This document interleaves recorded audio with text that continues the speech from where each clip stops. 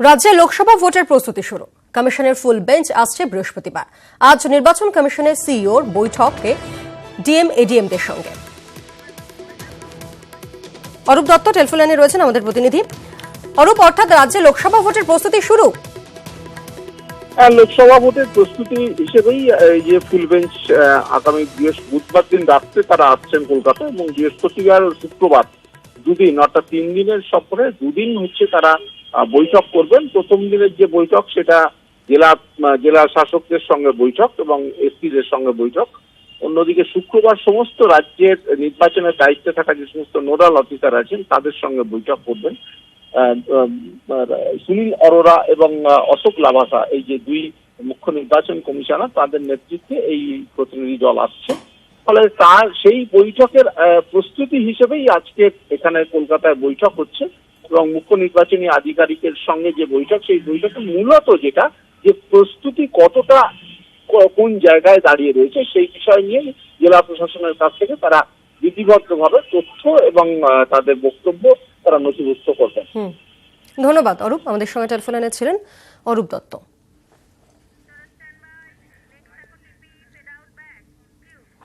এবার কাঁথিতে অমিতের সভা নিয়ে জট। কপ্টার নামার অনুমতি না দেওয়ার অভিযোগ। রাজ্যের বিরুদ্ধে অভিযোগ বিজেপির।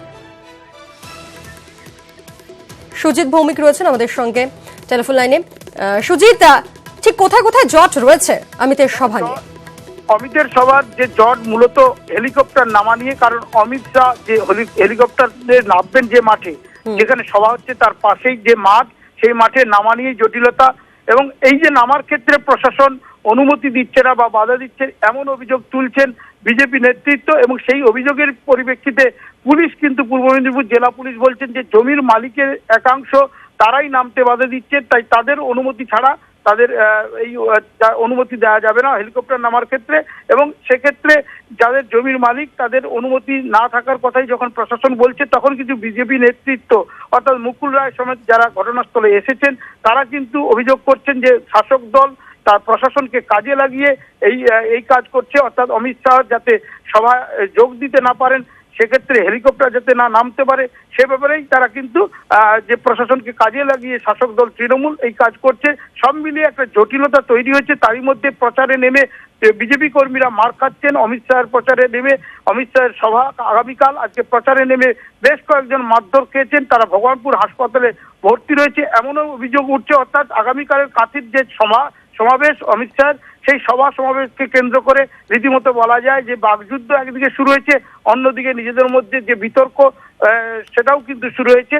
অর্থাৎ কাঁথির সভা ঘিরে বলা যায় যে প্রশাসন এবং শাসক দল এবং বিজেপির মধ্যে বা একটা মতবিরোধ তৈরি হয়েছে। ধন্যবাদ তোমাকে সুজিত।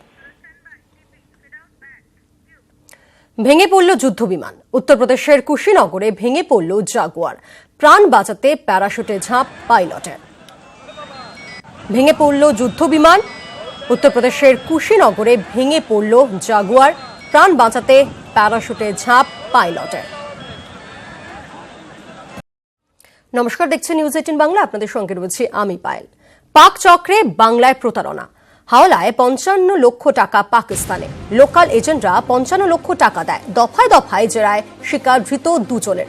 ধৃত ঠান্ডা পানীয় সংস্থার 2 কর্তা। এগরা থেকে গ্রেফতার করে তাদেরকে সিআইডি। 1 মাস ধরে জোগাড় করার টাকা পাচার। কথা বলবো, টেলিফোন লাইনে রয়েছেন সুজয় পাল। সুজয়, জেরায় ঠিক কি জানাচ্ছে ধৃতরা? সূত্রের মাধ্যমে কি খবর রয়েছে? পায়েল, দেখো যে এই যে প্রতারণা চক্র, সেই প্রতারণা চক্রে সম্প্রতি যে দুজনকে গ্রেফতার করেছে সিআইডি, অর্থাৎ বাংলাদেশের একটি ঠান্ডা পানীয় সংস্থার 2 কর্তা, তারা যেটা স্বীকার করেছে যে তারা গত 1 মাসে প্রায় 55 লক্ষ টাকা লোকাল এজেন্টের মাধ্যমে পেয়েছিল।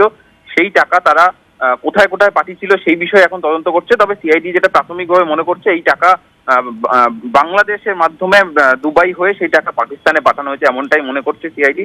তার সপক্ষে তদন্ত শুরু হয়েছে। এর পাশাপাশি যে নতুন কায়দা জানা গিয়েছে, অর্থাৎ এরা যে টাকা কালেকশন করতো, যে মাসে যে টাকা আসতো, সেই টাকা এরা দুভাগে ভাগ করতো।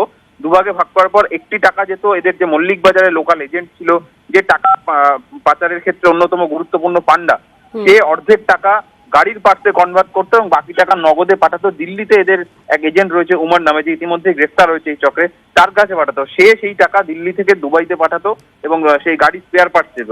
সেখান থেকে টাকা কনভার্ট হয়ে পাকিস্তানে চলে যেত, এমনটাই কিন্তু এখনো পর্যন্ত জানা গিয়েছে। তবে এই নতুন দুজন যারা গ্রেফতার হয়েছে তারা বাংলাদেশের একটি ঠান্ডা পানীয় সংস্থার কর্তা।